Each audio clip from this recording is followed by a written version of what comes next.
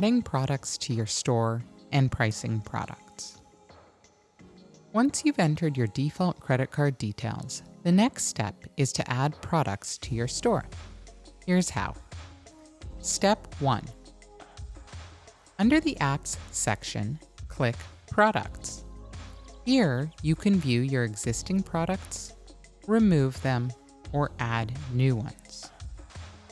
Note that while you can remove products here, we recommend an alternative method covered in another tutorial video. Now let's focus on adding products.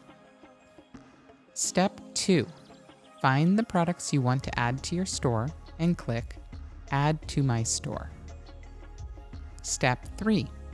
Set your profit. You'll see the available coffee sizes, the product cost, and the option to adjust your retail price.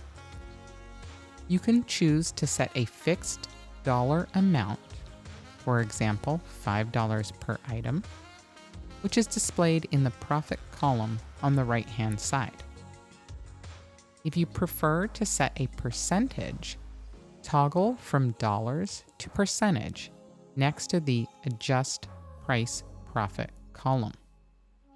I'll set it to 20% for demonstration, and you can see the change in the profit column. For simplicity, I'll revert it to a dollar amount, setting my profit to $5 per item. Once you're finished, click Upload to Store, and everything will be saved accordingly.